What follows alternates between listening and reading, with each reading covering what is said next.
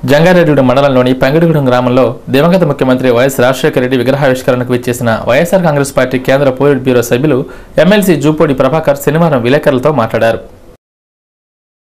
YSR party మండలాధ్యక్షులు Godapati Radhakrishna ఇంట్లో చింతలపూడి నియోజకవర్గ YSR party నాయకులు ముప్పిడి శ్రీనివాసరావు ఆధ్వర్యంలో ఈ సమావేశం నిర్వహించారు.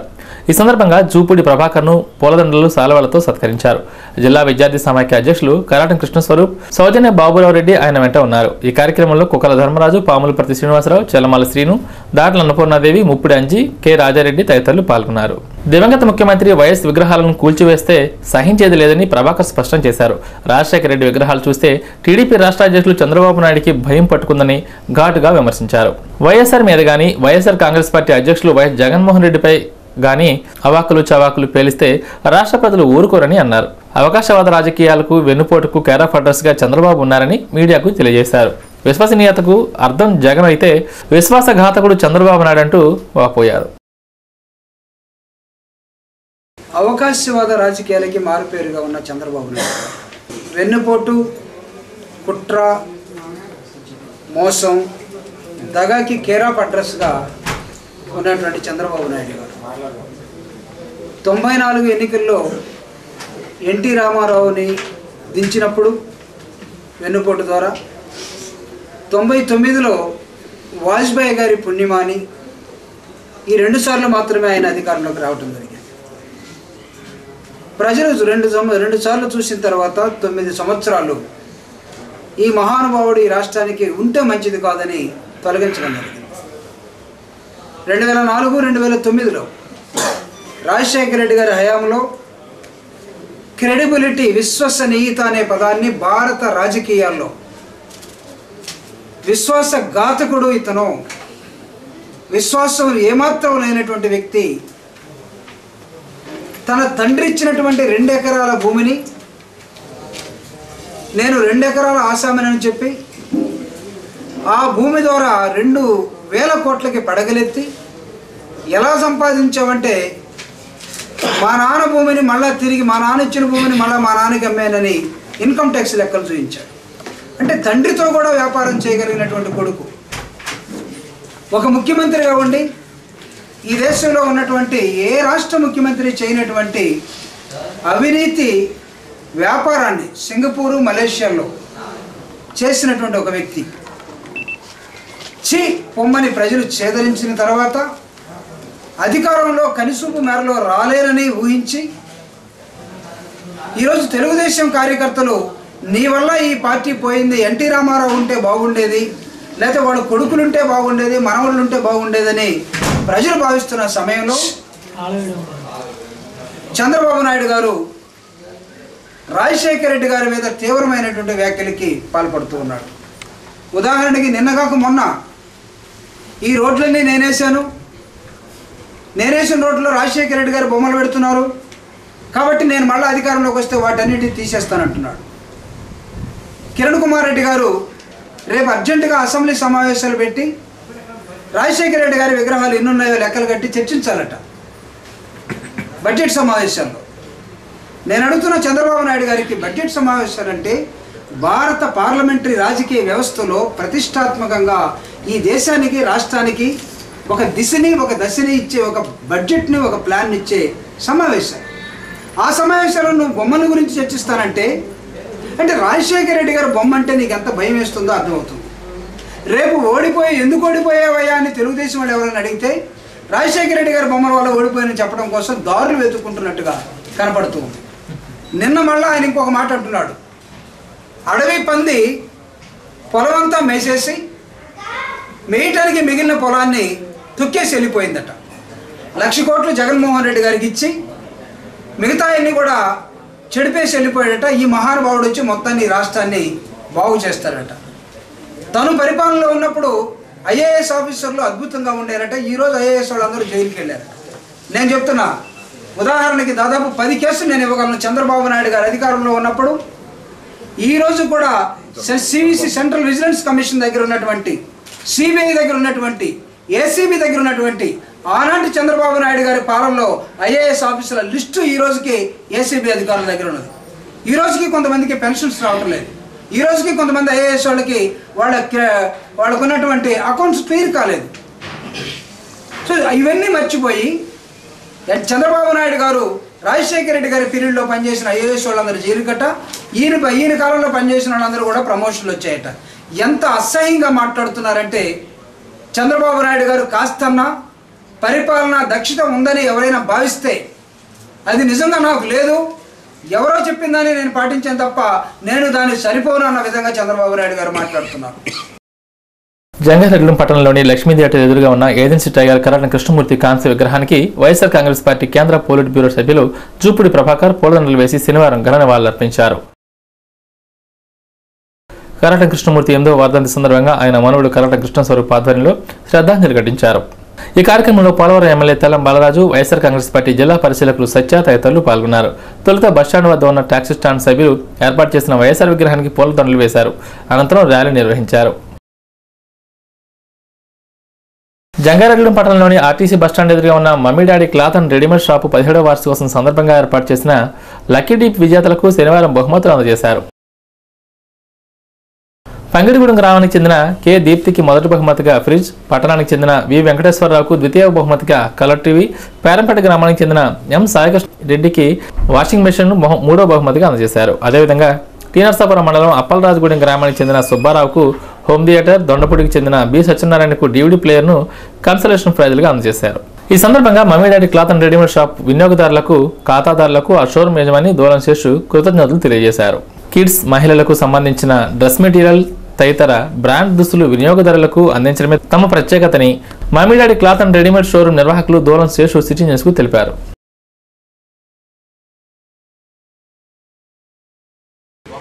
మా షాప్లో వీళ్ళందరూ కస్టమర్ల సమక్షంలో అందరికీ ఓపెన్గా తీసి ఇవ్వడం జరిగింది. అలాగే ప్రతి సంవత్సరం మా యొక్క వ్యాపార అభివృద్ధికి తోడ్పడుతూ మేము ఇచ్చే ఈ చిరు కానుకలకి సాటిస్ఫై చేసి మమ్మల్ని సాటిస్ఫై చేస్తున్నందుకు కస్టమర్ దేవుళ్ళందరికీ నమస్కారం. జంగారెడ్డిగూడెంలోని భగవాన్ శ్రీ శ్రీ వెంకయ్య స్వామి సేవా కేంద్రం నందు శనివారం సందర్భంగా భారీ అన్నదానం నిర్వహించారు. ఈ సందర్భంగా వెంకయ్య స్వామి వారికి అభిషేకాలతో పాటు ప్రత్యేక పూజలు చేశారు. హారతులతో పాటు అష్టోత్తరం, పారాయణం వంటి విశేష పూజా కార్యక్రమాల్లో భక్తులు పాల్గొన్నారు. ఈ నెల 24వ తేదీన వెంకయ్య స్వామి సేవా కేంద్రం 7వ వార్షికోత్సవ వేడుకలు నిర్వహించనున్నట్లు ఆలయ నిర్వాహకులు తెలియజేశారు. ఈ కార్యక్రమంలో సత్యానంద, కాకి వెంకటేశ్వరరావు, నాగరాజు, చైతన్య, కేబుల్ ప్రభాకర్, ప్రసాద్ తదితరులు పాల్గొన్నారు. అన్నదాన కార్యక్రమంలో అధిక సంఖ్యలో భక్తులు పాల్గొన్నారు. అదేవిధంగా గోకుల పారిజాతగిరి ఆలయం నందు శని త్రయోదశి సందర్భంగా అధిక సంఖ్యలో భక్తులు తరలివచ్చారు. కొండా సాయిబాబా, చిట్టూరి వీరభద్రరావు, పెన్మత్స అచ్యుత రామరాజు అన్నదానం నిర్వహించారు. ఆలయ అర్చకులు నల్లూరి రవికుమారాచార్యులు పూజలు చేశారు.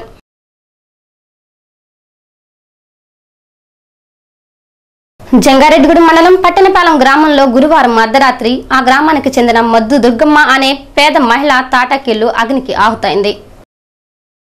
కట్టుబట్టలతో ప్రాణాలను కాపాడుకున్నారు. ఇంట్లో ఉన్న వస్తు సామాగ్రి, దుస్తులు పూర్తిగా దగ్ధమయ్యాయి. దీంతో రెవెన్యూ అధికారులు ఇల్లు పూర్తిగా కాలిపోవడంతో 5,000 రూపాయలు నష్టపరిహారం కింద మంజూరు చేశారు. ఆ మొత్తాన్ని చింతలపూడి ఎమ్మెల్యే మద్దాల రాజేష్ కుమార్ చేతుల మీదుగా ఆమెకు అందజేశారు. వెంటనే ఆ ఇంటికి ఇందిరమ్మ ఇల్లు మంజూరు చేయాలని అధికారులకు ఆదేశించారు. పేదలైన వారిని దాతలు ఆదుకోవాలని బాధితురాలు దుర్గమ్మ కోరుతుంది. స్థానిక కాంగ్రెస్ నాయకులు పసుపులేటి నాగార్జునరావు, బల్లె రాజారావు, ఆకుల చెల్లారావు, ఆర్ఐ ఉదయ్ తదితరులు ఉన్నారు.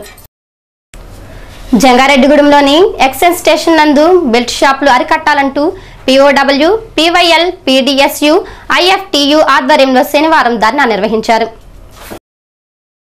ఈ కార్యక్రమంలో టి ప్రకాష్, వి భారతి, ఎస్ రామ్మోహన్, కెవి రమణ, ఈ భూషణం తదితరులు పాల్గొన్నారు. మద్యపాన అక్రమ వ్యాపారం అరికట్టాలంటూ నినాదాలు చేశారు. మద్యం వ్యాపారం మాఫియా వ్యాపారంగా మారిందని దుయ్యబెట్టారు.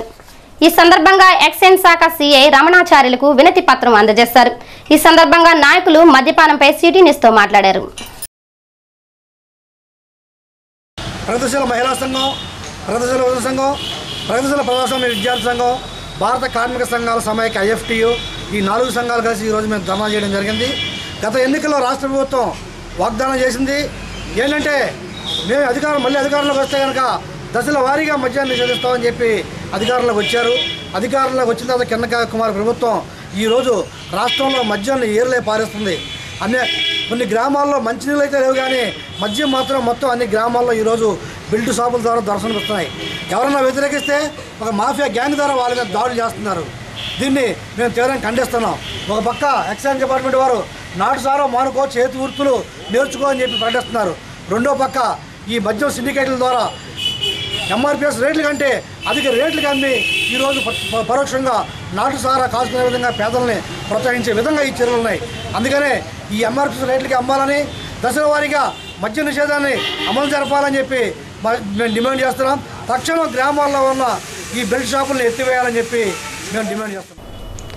జంగారెడ్డిగూడెం పట్టణంలో విదమ్మ తల్లి ఉత్సవాలు శనివారంతో 2వ రోజుకు చేరుకున్నాయి.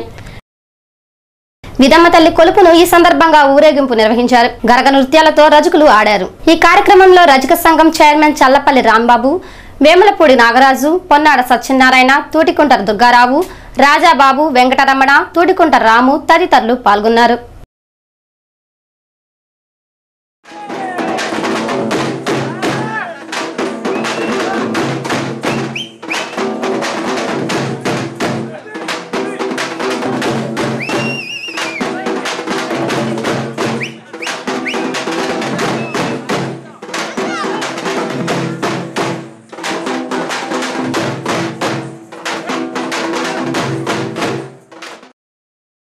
జంగారెడ్డిగూడెం మండలం పట్టణపాలెం గ్రామంలో మన ఊరు మన కోసం కార్యక్రమంలో భాగంగా లక్కవరం పశు వైద్యశాల ఆధ్వర్యంలో పశువులకు పలు రకాల వైద్య సేవలు అందించారు.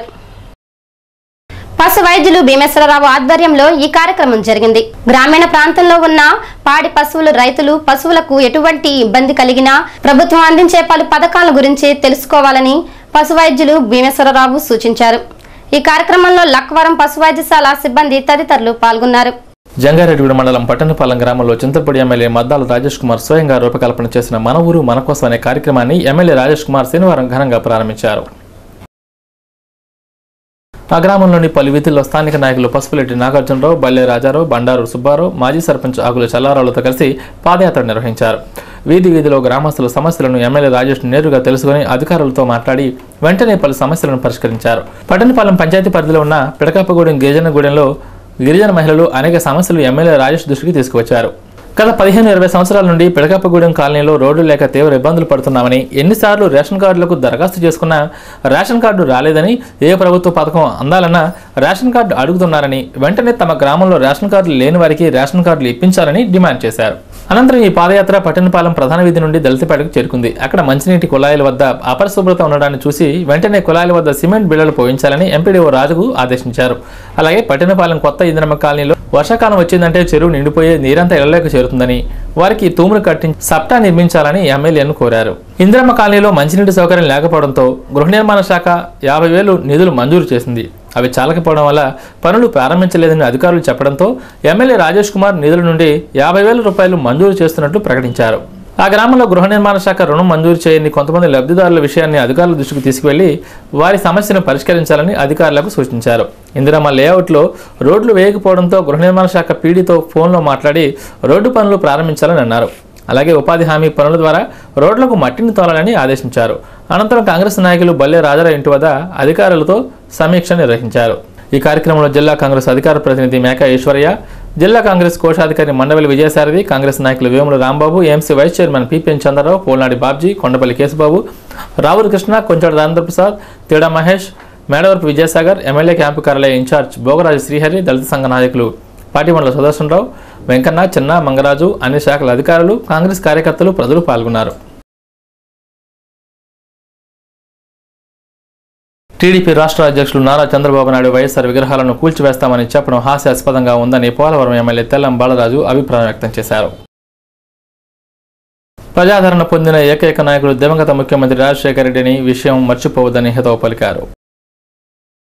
ముఖ్యంగా వైఎస్ అభిమానులు ప్రజలు కూడా తిరగబడతారు. ఒక రకంగా ఆయన నిజంగా ఆయన పగడగల అధికారం రావడం అనేది అలాంటి పని చేస్తే రాష్ట్రం అగ్నిగుణం కింద తయారైపోతుంది.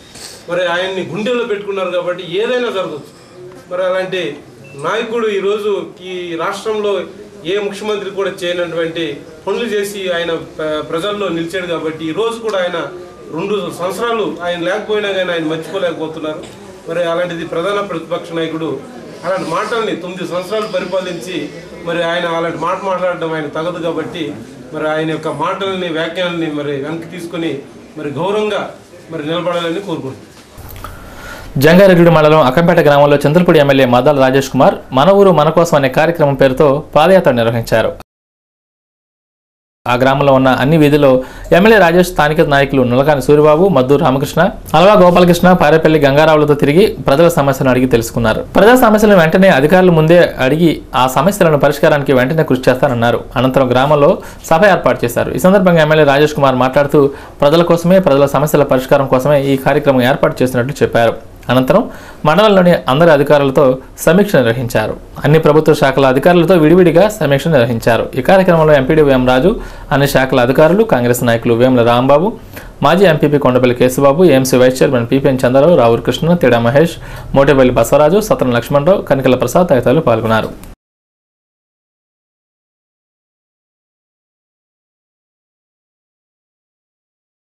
అక్కడ సంబంధించి కొత్తగా ఏర్పాటు చేసిన కాలనీలో మంచినీటి సమస్య ఎప్పటి నుంచో మాకు మంచినీటి సమస్య ఉందని చెప్పి వాళ్ళందరూ చెప్పడం జరిగింది. దానికి సంబంధించి పైప్ లైన్ పురమాయించింది. డ్రైనేజీలు మురికివాడల్లో ఉండడం వల్ల కనీసం ఆ కాలనీలో 10 మంది 15 మంది ఒకేసారి చనిపోయిన సందర్భాలు ఈ మధ్య కాలంలో కూడా చూసాం. అటువంటిది కాకుండా గ్రామం మొత్తం గురించి ఆలోచించాలనే ఉద్దేశంతో అధికారులందరూ కూడా మాతో సహకరించి మా అందరితో పాటు మీ గ్రామానికి వచ్చినందుకు, మమ్మల్ని అందరినీ అతిథులుగా భావించి మీరందరూ గ్రామం అంతా చూపించినందుకు మీ గ్రామంలో ఉన్న ప్రతి ఒక్కరికి కూడా ప్రత్యేకమైన ధన్యవాదాలు నేను తెలియజేసుకుంటున్నాను. కార్యక్రమం జరుగుతుంది. దయచేసి గ్రామంలో ఉన్న వాళ్ళందరూ వెనక్కి వచ్చి అధికారులతో ముఖాముఖి అయిపోయిన తర్వాత మీ అందరితో కూడా మాట్లాడటం జరుగుతుంది. మేము ఎవరికి వెళ్ళాం, మేము 10 రోజుల నుంచి ఇక్కడికి వచ్చాం కాబట్టి మీరందరూ మా 4 రోజుల సెలవులకు వెళ్ళిపోతారు. నేను నా ఇంటికి వెళ్ళాలంటే దాదాపు 50-60 కిలోమీటర్లు ప్రయాణం చేయాలి. ఒక అరగంట మీరు అందరూ కూడా కొద్ది ఓపిక పట్టి అధికారులతో మా సమస్యలు పూర్తయిన తర్వాత గ్రామస్తులతో కూడా మాట్లాడుతాం. మీరందరూ మాట్లాడిన తర్వాత మాత్రమే కొంచెం అందరం బయలుదేరవుతాం. వ్యాట్ ట్యాక్స్ పెంపుదలను నిరసిస్తూ ఛాంబర్ ఆఫ్ టెక్స్టైల్స్ ఇండస్ట్రీస్ పిలుపు మేరకు ఈ నెల 23వ తేదీ నుంచి 30వ తేదీ వరకు జంగారెడ్డి పట్టణంలోని క్లాస్ షోరూంలను మూసివేస్తున్నట్లు స్థానిక అసోసియేషన్ అధ్యక్షులు నడింపల్లి సత్యనారాయణ, తడికిమల సుబ్బారావు తెలిపారు.